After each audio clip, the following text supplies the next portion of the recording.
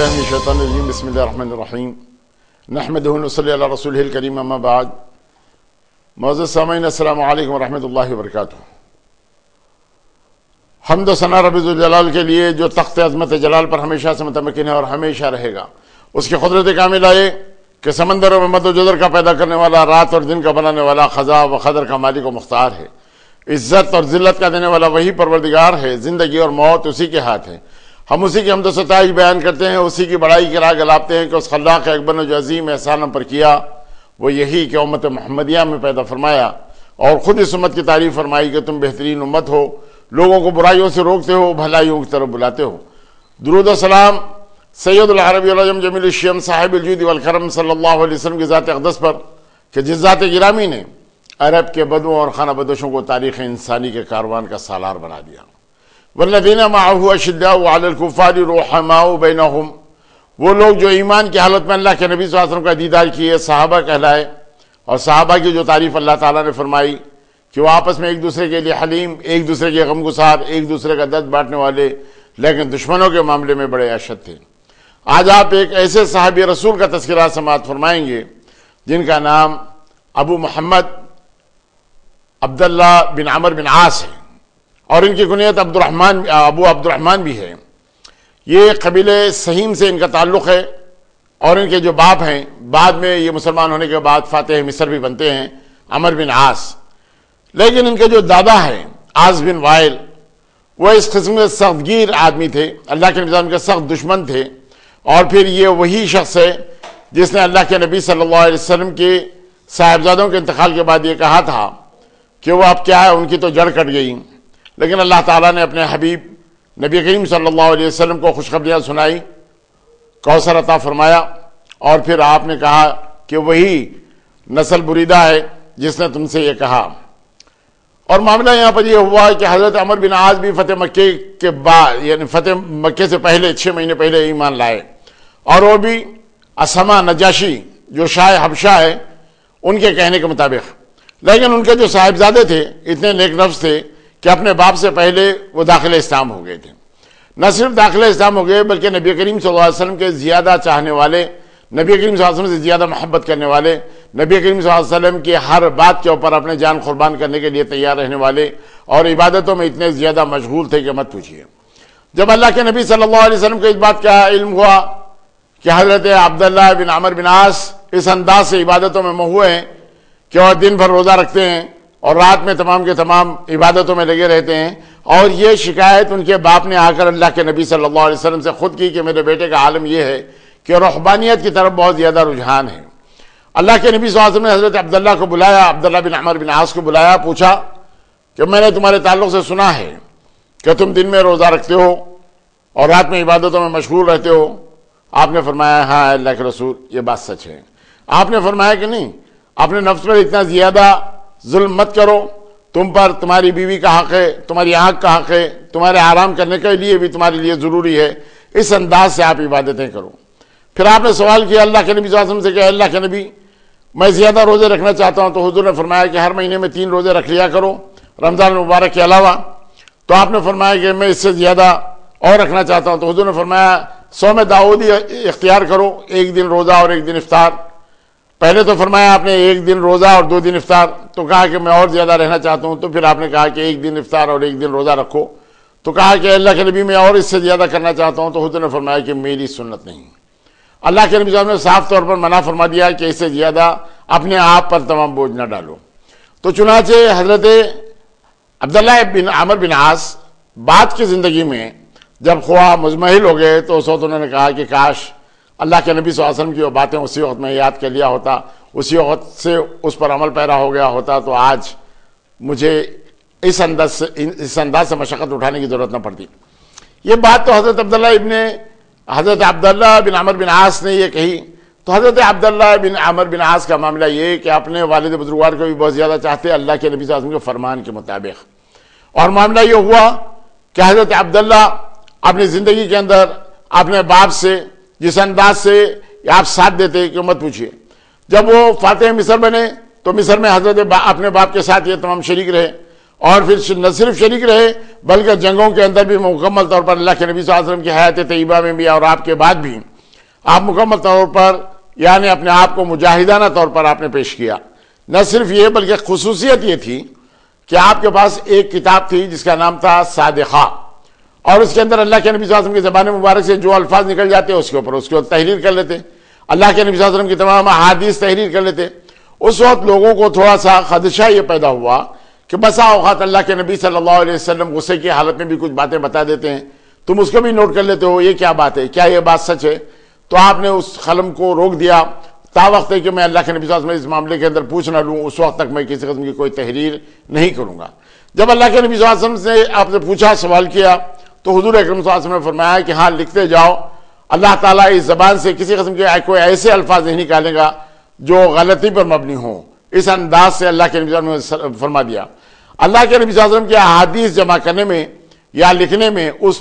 وقت جو تعطل پیدا ہوا تو اس کی وجہ یہ تھی کہیں ایسا نہ ہو کہ قرآن اور حدیث اللہ کے نبی صلی اللہ علیہ وسلم کے تمام بیان کہیں ایسا غلط ملت نہ ہو جائے، کہیں ایک دوسرے سے مل نہ جائے، کئی لوگوں کو غلط فہمیاں نہ پیدا ہو جائے. اسی لیے لوگوں نے تھوڑا سا منع کرنے کے لیے کہا، لیکن اللہ کے نبی صلی اللہ علیہ وسلم نے بسا اوقات اس بات کی بھی اجازت دے دی کہ میری زبان سے نکلے ہوئے تمام الفاظ آپ وہ تمام کے تمام اس کو لکھ لیا کرتے ہیں.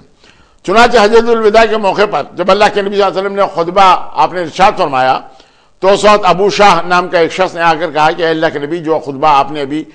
فرمایا ہے اگر آپ اس کو مجھے لکھ کر دے دے تو مناسب ہے یا لکھوا دے تو مناسب ہے. تو اللہ کے نبی صلی اللہ علیہ وسلم نے فرمایا کہ ہاں انہیں لکھ کر دے دو. تو اس سے یہ بات ثابت ہوئی کہ احادیث کا لکھنا منع نہیں. حضرت ابو ہریرہ رضی اللہ تعالیٰ عنہ جو سب سے بڑے احادیث کے راوی ہیں، 5374 حدیثوں کے راوی ہیں، اور ان کے بعد اگر کسی کا مقام آتا ہے تو حضرت عبداللہ بن عمر بن عاص صرف 700 حدیثوں کے راوی ہیں. لیکن کتاب صادقہ میں بہت زیادہ حدیثیں انہوں نے اللہ کے نبی صلی اللہ علیہ وسلم سے نوٹ کر رکھی تھی. لیکن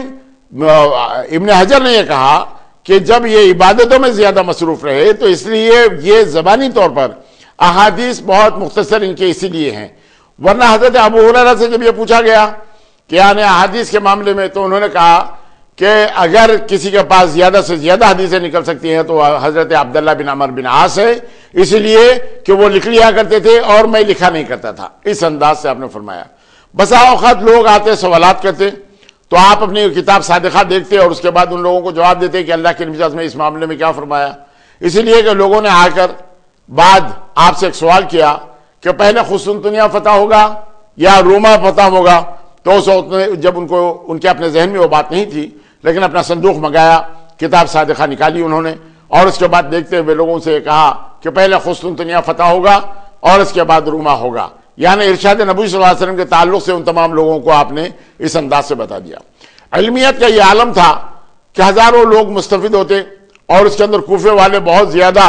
آپ کا ساتھ دیتے اور ان کے ساتھ ساتھ آپ وہ تمام درس دیا کرتے حدیث کا، اور اس کے بعد ان تمام لوگوں کو واضح انداز میں بتاتے. ایک مرتبہ مجمع کثیر تھا کہ ایک شخص تمام پھلانگتا ہوا لوگوں کو ہٹاتا ہوا تمام آ گیا، اور آنے کے بعد اس نے جب سوال کیا تو آپ متبسم ہوئے، تھوڑا سا تبسم آپ کے چہرے پر آ گیا، اور اس کے بعد اس کے افہام و تفہیم کیا اور اس کے بعد اس کے تمام مسئلے کو اس انداز سے آپ حل کیا. یعنی کسی معاملے کے اندر، کسی بات کے اندر کسی قسم کا کوئی خفگی کا اظہار نہیں، بلکہ آپ بالکل سادگی کے ساتھ اپنی زندگی بس. حالانکہ معاملہ یہ تھا کہ عمر بن عاص بہت متمول اور ان کا باپ بھی بڑا متمول، حضرت عبداللہ بن عمر بن عاص بھی بڑے متمول، اس لیے کہ آپ کو تمول یعنی پیدائشی، یعنی جب سے یہ پیدا ہوئے اس وقت سے دولت کی ریل پیل آپ کے گھر میں رہی، لیکن باوجود اس کے سادگی کا یہ عالم تھا کہ مت پوچھیے. اور اپنی زندگی کے اندر بسا اوقات آپ نے ایسا بھی کیا. حضرت ابو سعید خدری سامنے تھے اور تمام صحابہ کرام تھے. اس وقت آپ نے فرمایا جب حضرت امام حسین سامنے سے گزر رہے تھے، میں آپ کو بتا دوں اس شخصیت کے تعلق سے جو آسمان والوں میں یعنی زمین والوں پر سب سے زیادہ شفقت اور سب سے زیادہ جو اہل نظر ہے یا جو مقام اور مرتبے کے حامل میں کیا ان کو کیا تمہیں نہ بتا دوں؟ سب لوگوں نے کہا ہاں ضرور بتائیے. تو آپ نے کہا کہ حضرت امام حسین، یعنی آسمان والے انہیں بہت زیادہ چاہتے ہیں، مطلب اس کا یہ کہ آپ زیادہ متقی اور پرہیزگار ہیں. عجیب بات ہے کہ جنگ صفین میں اپنے باپ کا ساتھ دیتے ہوئے حضرت معاویہ کا ساتھ آپ نے دیا، اور اس وقت اپنے باپ سے یہ بھی کہا کہ عمار بن یاسر جدھر ہیں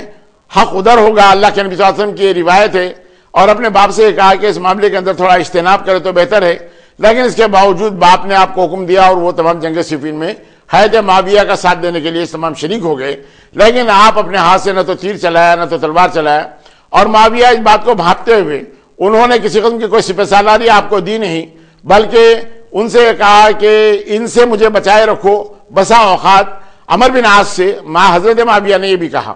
اور معاملہ جب یہ ہوا کہ آپ حضرت معاویہ کے ساتھ اپنے باپ کے ساتھ وہاں پر موجود تھے کہ دو آدمی لڑتے ہوئے آئے اور انہوں نے یہ کہا کہ میں نے عمار بن یاسر کو شہید کیا،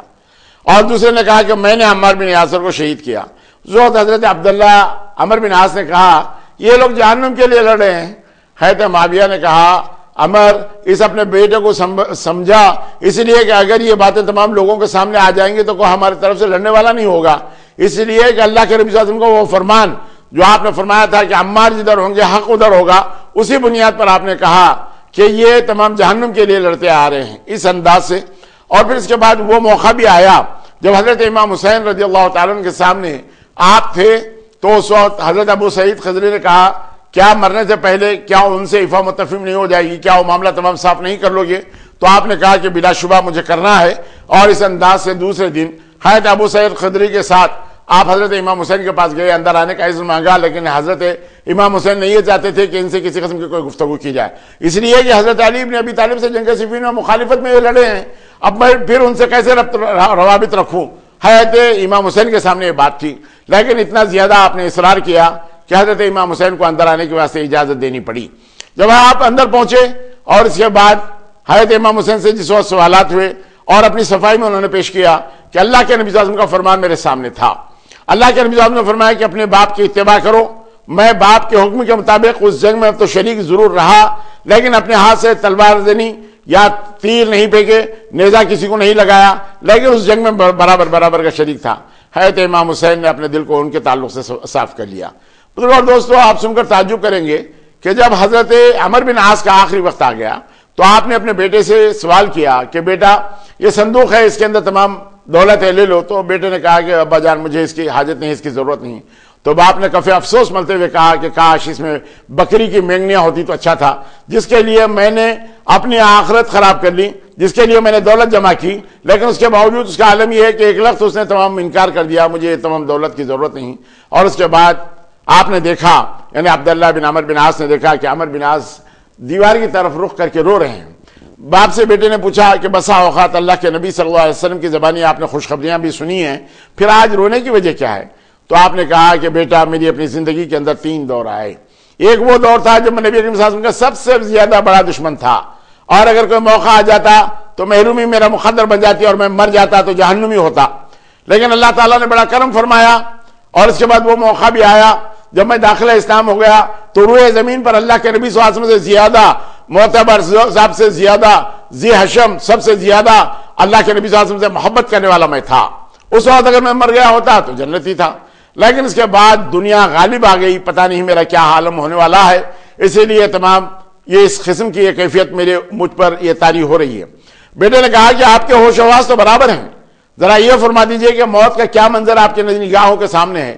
اس وقت باپ نے کہا ایسے محسوس کر رہا ہوں جیسے جبل رضوی میری گردن پر رکھا ہوا ہے، اور میں دیکھ رہا ہوں کہ میری ہاتھوں کو تمام کھجور کے کانٹوں سے کھروچا جا رہا ہے، اور میری جو سانس ہے وہ سوئی کے نوک سے نکالی جا رہی ہے، میں آسمان اور زمین کے بیچ میں غلابے کھا رہا ہوں اور اس کے اندر میں بہ رہا ہوں، یہ بات میں محسوس کر رہا ہوں۔ یعنی حضرت عمر بن عاص نے موت کی جو کیفیت بیان کی، ایسی کیفیت کسی اور نے نہیں بیان کی۔ اور پھر اس کے بعد بیٹے سے انہوں نے نصیحت کی کہ بیٹا پہلے مجھے یعنی پانی سے صاف کر دینا، پھر اس کے بعد میرے جسم کو خشک کرنا، اس کے بعد صاف پانی سے پھر مجھے غسل دینا، اور پھر اس کے بعد کافور سے آمیزش کیے ہوئے پانی سے مجھے غسل دینا، اور پھر مجھے یعنی 3 کپڑوں میں کفنانا، میرے جنازے کے آگے کسی اور کو نہ رکھنا، اور جنازے کے پیچھے سارے لوگوں کو رکھنا، اس لیے کہ ملائکہ سامنے ہوتے ہیں، اور اس کے بعد جب مجھے دفن کر چکو تو اس وقت تک وہاں پر رہنا جب تک کہ ایک جانور ذبح کر کے اس کو تمام گوشت تقسیم نہیں کیا جاتا، اس وقت تک میرے ساتھ رہنا، اس لیے کہ میں نکیرین کا صحیح طور پر جواب دے سکوں۔ حضرت عمر بن عاص نے اپنے بیٹے کو اس انداز سے نصیحت کی اور بیٹے نے اس پر عمل کیا۔ یہ حضرت عمر بن عاص جو فاتح مصر ہے، آخری وقتوں میں ان کا یہ عالم تھا، اس لیے کہ وہ حضرت امیر معاویہ کے مشیر خاص تھے، اور حضرت امیر معاویہ کو مشورے دینے والے، جنگ صفین میں نیزے پر قرآن اٹھانے والے، اس کا مشورہ دینے والے یہ عمر بن عاص تھے۔ اور پھر اس کے نہ صرف یہ بلکہ حضرت امیر معاویہ نے جب یہ خلیفہ منتخب ہو گئے تو عمرو بن عاص کو پھر مصر کی تمام گورنری سے سرفراز فرمایا تھا. اور پھر حضرت عبداللہ عمرو بن عاص یہ معاملہ ایسا ہوا کہ جنگی تمام فتوحات کے اندر شریک رہے. عبداللہ بن سعد بن ابی سرح کے ساتھ ساتھ شریک رہے اور اس کے بعد وہ افریقہ کی تمام فتوحات کے اندر آپ بالکل نمایاں طور پر اپنے فن کا مظاہرہ انہوں نے کیا, اپنی جولانی اور جوامردی کا مظاہرہ انہوں نے اس انداز سے کیا. حضرت عبداللہ بن عمرو بن عاص کی زندگی کے وہ پہلو جس کے اندر بہت زیادہ عبادت گزار ہیں, بہت زیادہ آپ اللہ کے نبی صلی اللہ علیہ وسلم کے چاہنے والے ہیں, ایک مجاہد کی طرح جنگ میں حصہ لینے والے ہیں اور اس انداز سے اپنی زندگی کو بہت زیادہ احتیاط کے ساتھ گزارنے والے ہیں. آپ نے فرمایا کہ مجھے میری اپنی کتاب صادقہ, اللہ کی کتاب قرآن اور پھر وحد نام کی ایک ان کی جاگیر تھی, اگر یہ مجھے مل جائے تو پھر مجھے دنیا میں کسی قسم کی کوئی حاجت نہیں, میں یعنی بالکل خاموشی کے ساتھ اپنی زندگی کے دن ایسے ہی بسر کر لوں گا اگر یہ مجھے مل جائے. عجیب حسن اتفاق کہ جب ان کا آخری وقت یعنی 65 ہجری کے اندر جب ان کا اپنے آخری وقت آ گیا تو اس وقت حضرت عبداللہ بن زبیر اور مروان بن حکم کے درمیان میں جنگ چل رہی تھی, یعنی خلافت کے لیے مصر پر قبضہ کرنے کے لیے. تو اس وقت آپ فسطاط کے مقام پر تھے, یعنی فسطاط کے معنی ہے گھونسلے کے, وہ ایک مقام ہے, وہاں پر جب آپ تھے تو جب آپ آخری وقت آ گیا, داعی اجل کو آپ لبیک کہنے کا وقت آ گیا, تو اس وقت آپ کا انتقال ہو گیا تو لوگ آپ کو قبرستان میں نہیں پہنچا سکے. نتیجتاً دوستو یہ ہوا کہ آپ کی خبر آپ کے گھر میں ہی آپ کی آخری آرام گاہ تیار کی گئی, وہیں آپ کی تدفین عمل میں آئی. اس انداز سے 72 سال کی عمر میں 700 حدیثوں کے یہ راوی حضرت عبداللہ بن عمرو بن عاص اس دار فانی سے کوچ کرتے ہیں, اور اللہ کے نبی صلی اللہ علیہ وسلم کی جو احادیث آپ نے جمع کی یعنی لوگوں تک جس کو پہنچایا, اس کے اندر بہت زیادہ مشہور احادیث بھی یہ ہیں کہ اس کے اندر چند حدیثوں کے تمام حوالے میں آپ کے سامنے رکھوں. کہ آپ نے فرمایا کہ 4 خصلتیں منافق میں ہوں گی, اور جو 4 باتیں جب ہوں گی تو وہ آدمی منافق ہوگا. اگر اس کے پاس کسی قسم کی رقم امانت رکھی جائے تو اس کے اندر خیانت کرنے والا ہوگا. دوسری بات یہ کہ جھوٹ بولنے والا ہوگا, کسی سے لڑائی ہو جائے تو زبان سے بد کلامی کرنے والا ہو جائے گا, وعدے کا پابند نہیں رہے گا. اس انداز سے حضرت عبداللہ ابن عمرو بن عاص اس بات کے راوی ہیں. اور پھر اگر 4 آدمی یعنی 4 خصلتیں اگر کسی آدمی میں جمع ہو جائے تو سچا اور پکا مسلمان ہو جائے گا. یعنی امانت رکھی جاتی ہو تو امانت اس کے حوالے کر دے گا, کبھی جھوٹ نہیں بولے گا, اسلام کے اوپر قائم رہے گا, اور تمام اس انداز سے جو گزارے گا تو وہ سچا اور پکا مسلمان ہوگا. یعنی مرنے کے بعد بھی اسے کسی قسم کی بات یعنی خرابی نہ ہوگی. آپ نے فرمایا کہ رحم کرو رحم ہوگا, یعنی اللہ تعالیٰ زمین والوں پر اگر تم رحم کرو تو اللہ تعالیٰ آپ پر رحم کرے گا. یہ آپ ہی سے مروی ہے. نہ صرف یہ بلکہ وہ شخص جو اپنے بڑوں کی عزت نہیں کرتا, جو چھوٹوں پر شفقت نہیں کرتا, وہ ہم میں سے نہیں. آپ نے یہ تمام کی تمام باتیں تمام لوگوں کے سامنے کھول کر اللہ کے نبی صلی اللہ علیہ وسلم کی احادیث آپ نے بیان کر دی. زندگی کے ایسے مراحل آئے, زندگی کے اندر کسی قسم کا کوئی اونچ نیچ ہونے آپ نے نہیں دیا, بالکل متفقہ طور پر آپ اللہ کے نبی صلی اللہ علیہ وسلم کے فرمان کے مطابق اپنے باپ کے مطیع اور فرمانبردار ضرور رہے, جس کی وجہ سے بحالت مجبوری جنگ صفین میں آپ نے شرکت کی, اور اس کے بعد اپنے دل کو اس کینے سے پاک کرتے ہوئے حضرت امام حسین سے ملاقات کی, اور حضرت امام حسین سے تمام معافی کے طلبگار ہوئے. اس معاملے کے اندر تمام کا تمام معاملہ ختم ہوا. حضرت معاویہ یہ نہیں چاہتے تھے کہ حضرت عبداللہ بن عمرو بن عاص ان سے کسی قسم کے سوالات کرے, اس لیے کہ آپ نے جب یہ کہا کہ یہ لوگ جہنم کے لیے لڑتے ہوئے آ رہے ہیں تو اس وقت حضرت معاویہ نے ان کو بہت اچھے انداز سے سمجھانے کی کوشش کی کہ بیٹا, حضرت علی ابن ابی طالب کی طرف سے عمار بن یاسر کو جو ختم کیا گیا, اگر حضرت علی ان کو جنگ میں نہ جھونکتے تو وہ شہید نہیں ہوتے تھے. ہم ان کے قاتل نہیں ہیں, یعنی جنہوں نے جنگ میں جھونکا ہے وہ ان کے دراصل قاتل ہے. اس انداز سے حضرت معاویہ نے اپنی زبان سے ان کو سمجھانے کی کوشش کی جو بات دراصل درست نہیں تھی. اس انداز سے حضرت عبداللہ بن عمرو بن عاص کو وہ مطمئن کرنے کی کوشش کرتے رہے. تو بزرگوں اور دوستو, حضرت عبداللہ بن عمرو بن عاص کی جو زندگی ہے اس کے اندر انہوں نے جو عبادتیں جس انداز سے کی, اور پھر اللہ کے نبی صلی اللہ علیہ وسلم سے جس انداز سے انہوں نے چاہا کہ میں زیادہ سے زیادہ عبادت گزار بن جاؤں, زیادہ سے زیادہ عبادت کروں, حد یہ کہ اللہ کے نبی صلی اللہ علیہ وسلم یعنی ایک روزے کے بعد مسلسل دوسرا روزہ بھی رکھا کرتے تھے, اور بغیر کسی افطار کے جب یہ روزہ رکھا کرتے تو اس کی پیروی چند صحابہ نے کی, اور اس کے بعد دیکھنے والی نگاہوں نے انہیں دیکھا کہ بڑے کمزور ہو گئے, دیوار کو پکڑ کر چلنے لگے. تو حضور نے پوچھا کہ کیا بات ہے, ان نوجوانوں میں یہ کمزوری کیسے آ گئی؟ تو پھر ان کو بتلایا گیا ہے کہ اللہ کے رسول یہ آپ کی اتباع میں جس انداز سے آپ روزہ رکھتے ہیں، اس کے بعد بغیر افطار کے جب دوسرا روزہ رکھتے ہیں تو اسی انداز سے یہ روزہ رکھنے لگے ہیں۔ تو حضور اکرم صلی اللہ علیہ وسلم نے فرمایا کہ ایکم مثلی، کون ہے میرے جیسا؟ میں اپنے رب کے پاس کھاتا بھی ہوں، وہ مجھے کھلاتا بھی ہے، پلاتا بھی ہے، اس انداز سے آپ نے فرمایا۔ اور پھر اس کے بعد اللہ کے نبی نے انہیں روکتے ہوئے کہا کہ جو حکم میں تمہیں دوں اس کے اوپر عمل پیرا رہو، یہی تمہارے لیے کافی ہے، اس سے زیادہ بڑھ کے یعنی رہبانیت کی طرف نہ جاؤ۔ اور بسا اوقات ایسے معاملے بھی ہوتے ہیں جس کی وجہ سے اللہ کے نبی صلی اللہ علیہ وسلم نے انہیں بڑی سختی کے ساتھ روکا۔ حالانکہ یہی بات زیادہ روزے رکھنے کی حضرت عمر بن عاص نے بھی کہی تھی، لیکن اس کے باوجود ان کی بات کا کسی قسم کا اثر بیٹے پر نہیں ہوا۔ لیکن عمر بن عاص نے جب اللہ کے نبی صلی اللہ علیہ وسلم سے اس بات کی شکایت کی کہ میرا بیٹا رہبانیت کی طرف جا رہا ہے، تو اللہ کے نبی صلی اللہ علیہ وسلم نے بلا کر انہیں اس معاملے کے اندر منع فرمایا کہ تم وہی کام کرو جس کا میں تمہیں حکم دیتا ہوں، اور اگر اس سے زیادہ کرو تو وہ میری اپنی سنت نہیں ہے۔ اسی لیے کہ راتوں کی عبادت کے اندر آنکھ کا آپ پر حق ہے۔ اور پھر دوسری بات ہے، اگر دن میں روزہ رکھتے ہو تو آپ کے پاس کوئی اگر مہمان آ جائے، آپ خود روزہ رکھتے ہوئے سامنے والوں کو اگر کھلانا چاہے تو وہ کھانے کے لیے تیار نہیں ہوگا۔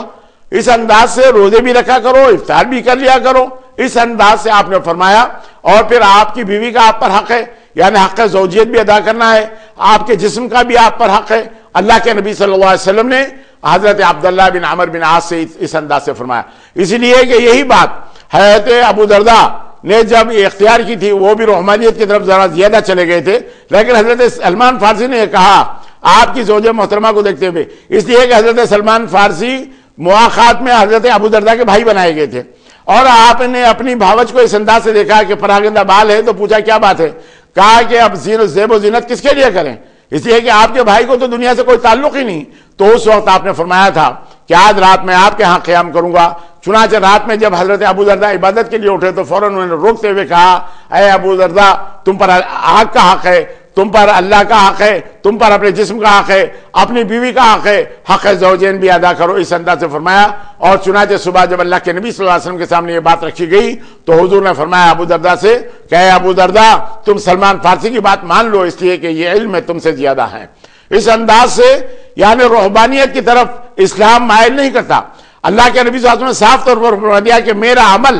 سب سے زیادہ اچھا عمل ہے، میرے عمل کے اوپر جو عمل کرے گا وہی کامیاب اور کامران رہے گا، اس سے زیادہ نہ تو بڑھ کے کرنے کا حکم ہے، نہ تو اس کے اندر کسی قسم کا کوئی چھوٹ ہے۔ جو اللہ کے نبی صلی اللہ علیہ وسلم نے عمل کیا وہی ہمارے لیے راہ ہدایت ہے، اسی کے اوپر اگر ہم عمل کر لیں تو ہمارے لیے کافی ہے۔ تو بزرگوں اور دوستوں، حضرت عبداللہ بن عمر بن عاص ان کا معاملہ تو یہ تھا کہ قرآن کی آیتیں جو اللہ کے نبی صلی اللہ علیہ وسلم نے بتلا دی تھیں وہ اپنے بیٹے شعیب کو آپ نے یاد دلا دی، اور اس کے بعد اپنے دوسرے بیٹے کو بھی آپ نے یاد دلا دی۔ جو بچے چھوٹے تھے وہ قرآنی آیتوں کو لکھ کر آپ ان کے گلے میں ڈال دیا کرتے تھے۔ بعض لوگوں کو تو تعویذوں سے کسی قسم کا اختلاف ہے، لیکن یہ مسئلہ ایسا نہیں ہے۔ لیکن عمل حضرت عبداللہ بن عمر بن عاص کا تھا، وہ میں آپ کے سامنے رکھنے کی کوشش کر رہا ہوں کہ قرآنی آیتوں کو آپ ان کے گلے میں ڈال دیا کرتے تھے تاکہ وہ بچے تمام بیماریوں سے اور تمام بلائیات سے تمام محفوظ رکھے۔ یہ جو تعویذ ہے آج اسی کی اتباع کے اندر جو لوگ کیا کرتے کراتے ہیں، بعض لوگوں کو اس معاملے کے اندر اختلاف ہے، وہ اختلاف رہا ہوگا، لیکن عمل رسول اور عمل عبداللہ بن عمر بن عاص جو ہے وہ میں آپ کے سامنے رکھنے کی کوشش کر رہا ہوں کہ اس انداز سے ان لوگوں نے اپنی زندگی کے دھارے کو بدلا تھا۔ اور پھر حضرت عبداللہ ابن عمر، حضرت عبداللہ بن عمر بن عاص کا معاملہ تو یہ ہے کہ آپ اپنے والد کے ساتھ رہے، کوفے میں رہے، اور اس کے بعد پھر مدینہ منورہ آ گئے، مدینہ منورہ میں رہے، اور اس کے بعد جب فسطاط کے مقام پر پہنچے تو وہاں پر آپ کا آخری وقت آ گیا تو 65 ہجری کے اندر 72 سال کی عمر میں اس دار فانی سے کوچ کرتے ہیں، اور آپ کی تدفین آپ کے گھر میں عمل میں لائی جاتی ہے۔ احادیث میں جب آپ نے یہ بتلا دیا کہ جو خاموش رہا وہ نجات پا گیا، اور اس کے بعد اللہ تعالیٰ نے کسی کو روزی دی اور وہ روزی اس کے لیے زیادہ نہ رہی بلکہ وہ بالکل برابر رہی، لیکن اس کے باوجود وہ خانے رہا، یعنی اللہ تعالیٰ کی تعریف اور توصیف ہی کرتا رہا، کسی قسم کی شکایت نہ کرا، تو اس کے لیے جنت ہے۔ اللہ کے نبی صلی اللہ علیہ وسلم کے فرمان کے مطابق آپ نے لوگوں کے سامنے یہ بات تمام رکھی۔ تو بزرگوں اور دوستو، احادیث کے معاملے میں بہت زیادہ محتاط ہونے کے باوجود 700 حدیثوں کے راوی ہیں، اور پھر اس کے بعد پھر وہ تمام باتیں آپ اپنے تمام شاگردوں کو بتلا دیتے، اور شاگردوں کے بعد جو معاملہ طول پکڑتا، یعنی وہ تمام کی صراحت اگر کرنے کی ضرورت ہوتی یا قرآن کی صراحت کرنے کی ضرورت ہوتی تو وہ برابر ہوتے۔ اب یہاں آپ دیکھیے کہ دادا کا یہ عمل ہے، وہ عاص بن وائل کا کہ اس نے اللہ کے نبی صلی اللہ علیہ وسلم پر اعتراض کیا، نہ صرف حضرت عبداللہ نبی کریم صلی اللہ علیہ وسلم پر بلکہ حضرت حباب بن منذر، حضرت خباب بن عرط رضی اللہ تعالیٰ، ان کے جو پیسے باقی تھا اسے جب وہ منگنے کے لیے آ جاتے تو کہتے کہ دیکھو جب تم پھر مر کر پھر زندہ ہو جائیں گے تو پھر اس وقت میں تمہاری رقم ادا کر دوں گا. تو اللہ کی طرف سے وعید آئی. یہ لوگ سمجھتے ہیں کہ کیا مرنے کے بعد زندہ نہیں کیے جاؤ گے؟ بے شک ہم ان کو زندہ کریں گے. اور پھر یہ سمجھ بیٹھے ہیں کہ کیا ہم ان کو زندہ نہیں کریں گے. اللہ کا فرمان یہ آیا تو اس وقت حضرت